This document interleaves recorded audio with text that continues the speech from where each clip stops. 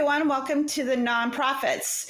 Alabama Supreme Court issued a groundbreaking ruling declaring frozen embryos as children, leading to potential legal repercussions and concerns for infertility treatments.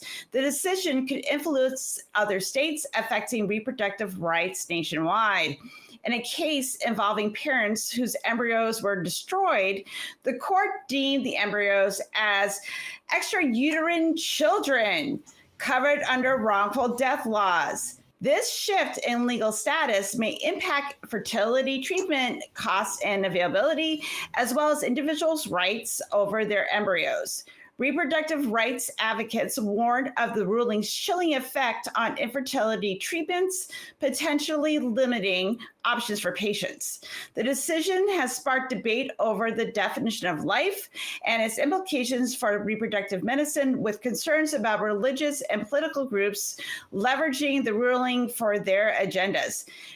These stories are from CNN and AP News, published in February 20th and 21st, 2024. Now, I have a lot to say about this. I am mad, so mad, but I'm going to pass it to Cynthia, and then I'm going to save, my rants for a bit. So, Cynthia, let's hear your rant. Please do. Oh, I have rants. Do I have rants? And hey, everybody, how you guys doing? Man, so guys, actually, when I heard about the ruling of the Alabama Supreme Court, I was so shocked, and I was so flabbergasted, and I was just no, I wasn't on any of that. It's freaking Alabama, people. I mean, come on. This is the same court that was told by our federal Supreme Court to redraw 2 districts that were predominantly Black for voting rights purposes, and they ignored the Supreme Court. Same court, okay? So why not do something even worse? I don't know if it's worse or better, but why not just do something just as shitty as actually saying that embryos are people? I almost feel like that part, that Soylent Green are made of people. Right. Spoilers. Spoilers. Right. If you haven't seen it, my bad. But seriously, I wanted to point out something that Justice J. Mitchell stated in the article. I think this is in the AP article. He said that unborn children are children without exception based on developmental stage, physical location, or any other ancillary characteristics. Now, one of the things that I know, Helen, but one of the things I get problems. I know, no, it's cool, but one of the things that I was trying to do was come up with some type of even stance per se on this ruling. And I think that the problem really is with how are we defining what actually embryos are. And even though that I am not a lawyer, but I play one on TV, right? And I'm sitting next to one. Meanings of words matter. Now, so I'm going to read a couple of definitions of, some things that I actually found for embryo. And I kind of want you all to see if you see what the problem is. So the first one that I got is from the National Cancer Institute that says, as embryos is the early stage in the development of humans and other animals or plants. In animals that have a backbone or a spinal column, this stage lasts for shortly after fertilization until all major body parts appear. In particular, in humans, this stage lasts from about 2 weeks after fertilization until the end of the 7th or 8th week of pregnancy. Okay, so that's the first definition that I found. Now, the second one that I got is from Britannica.com. which is as an embryo, the early developmental stage of an animal, while it is in the egg or within the uterus of the mother. In humans, the term is applied to an unborn child until the end of the 7th week following conception. From the 8th week, the unborn child is called a fetus. Now, can anybody see this? So these are like the definitions that are like in the zeitgeist that we call the internet. I'm gonna beat you here. But right. I'm gonna beat you here with the Human Fertilization and Embryology Act of 1990 passed in the UK, which defines an embryo means a live human embryo that does not include a human admixed embryo. All of us just completely went blank right now. So the UK definition of an embryo means a live human embryo. Thanks, UK. That helped. That is so that clear. So much. That is so clear. References to embryo include an egg that is in the process of fertilization or is undergoing any other process capable of resulting, wait for it, in an embryo. We can leave it always up to the United Kingdom. Maybe repeating it does not help. Right. No, but we can always know that the United Kingdom is going to be always great for mucking things up in order for us to just go just absolutely insane. But going back to what my point that I was trying to make is we have these particular definitions, and do you see what the common thread is?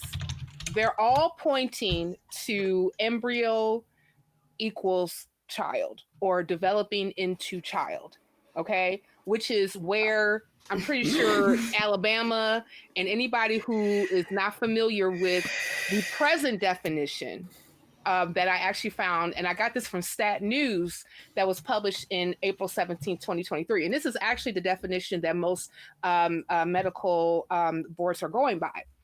The definition of a human embryo proposed amid rapid scientific advances. The article featured a developmental biologist at the Institute of Molecular Biotechnology of the Austrian Academy of Sciences in Vienna named Nicholas Rivron. He and his co-authors proposed that the embryos be defined as a group of human cells supported by elements fulfilling extra embryonic and uterine functions that combined had the potential to form a fetus. It is not a child. It is not a people. It is not even Soylent Green. So this is... I didn't realize I was on a show with Rick Sanchez tonight. Dear, oh dear. Right. But I want to rant some more, but I'm going to save some of my ranting later on because because I think that words matter.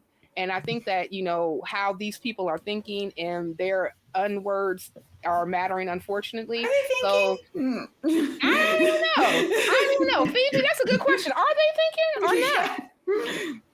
I don't know, but you're a bloody textualist, and it's bloody annoying that is being a bloody textualist. But anyway, for those of you who realise what a textualist is, then you'll get what I'm saying. Yeah. But am I surprised that this has come through in America? No. Have we been warning about this? Yes. Is this the legal extremity that we were, going, yeah, this is on the chopping block? Because these people have a very extreme view of where and what you should be able to do with your own body. These are the same people who say that you shouldn't have access to contraception. Law says that anti-contraception laws, the Connecticut law was overturned in the 1960s because Connecticut used to have a law that made it illegal to use contraception. I'll be great with that. Abortions in America. Dobbs v. Jackson Women's Health. This is the logical next step. If you're going to have a logical expansion of the Dobbs ruling, this is the next logical step. Because, okay, you can't have an abortion. Okay? So what is, in the eyes of these individuals, an abortion in a test tube? The end of IVF treatment. And it's the end of reproductive sanity in America if this law is allowed to stand. It is refreshing to see that both the Senate and the House in the Alabama state legislature have brought forward legislation to overturn this ruling. This ruling is one of the strangest, most absurd rulings you will ever read. Not because it's about IVF and embryos. It's because of the gratuitous use of biblical quotes throughout it, which is the most absurd thing here. This judge has forgotten that he is a judge of the law.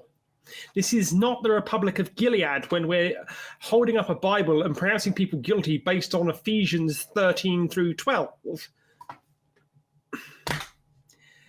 It's one of these moments in America where you have to realize that Alabama gave us Roy Moore, the man who decided to put the Ten Commandments in the lobby of the Supreme Court of Alabama. This is the state we're dealing with here.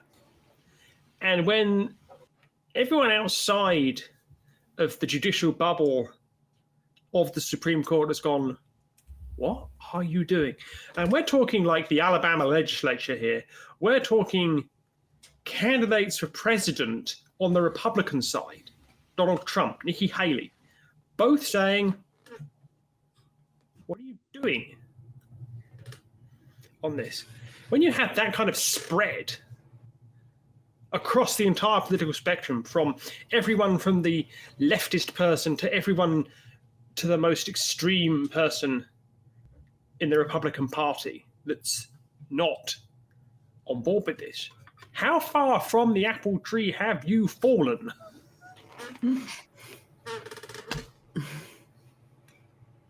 Yeah, that's my big issue with this ruling is not necessarily what an embryo is and where life begins, because we can get into that debate and probably debate that all night long if we wanted to.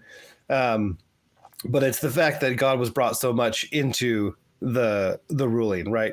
Because it's a very religious centric view of the world, and we're a secular nation. At least we should be. The ideal was that this is a secular nation where there is no God that rules over us. We're a nation of laws, and the law must be secular.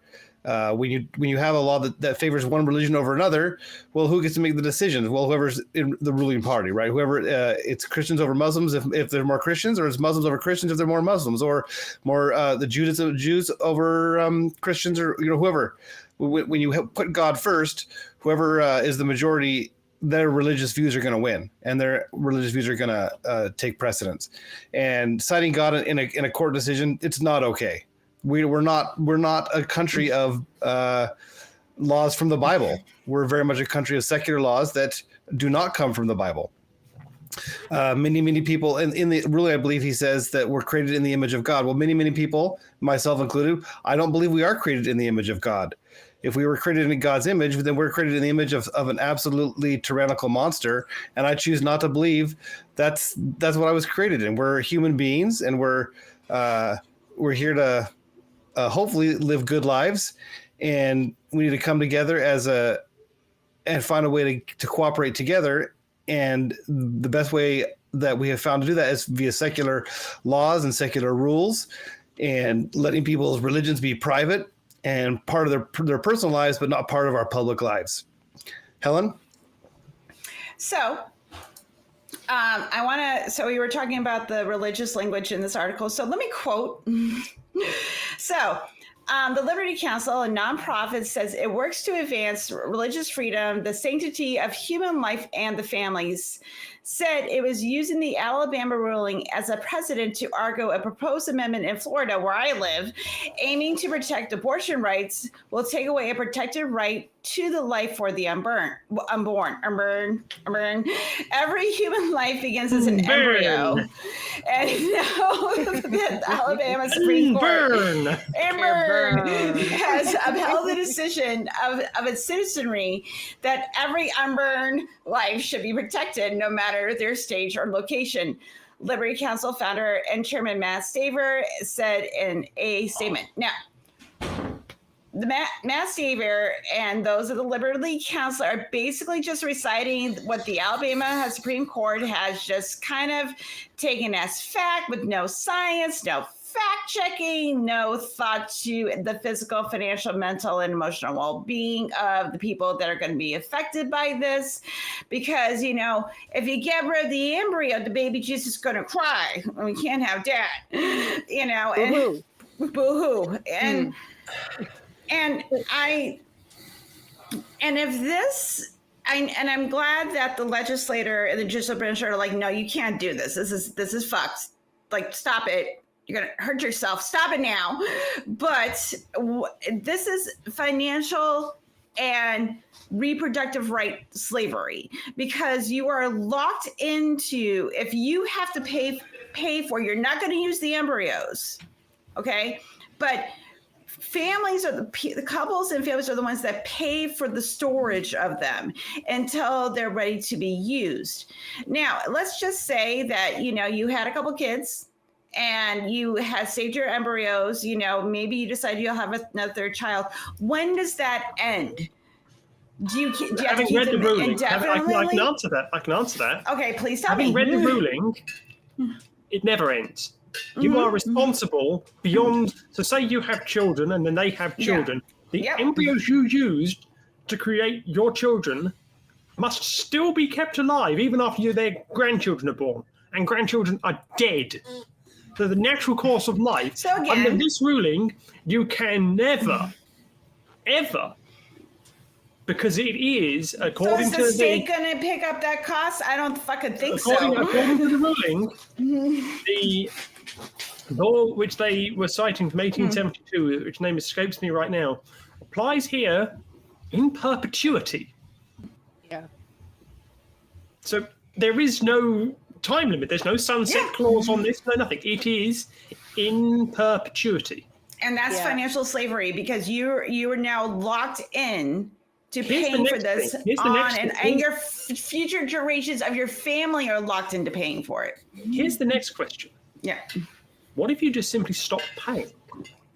Right. Because the ruling says that even if you stop paying, destroying those embryos is killing children. So the hospital, to avoid liability, will have to keep storing it, even if you refuse to keep paying.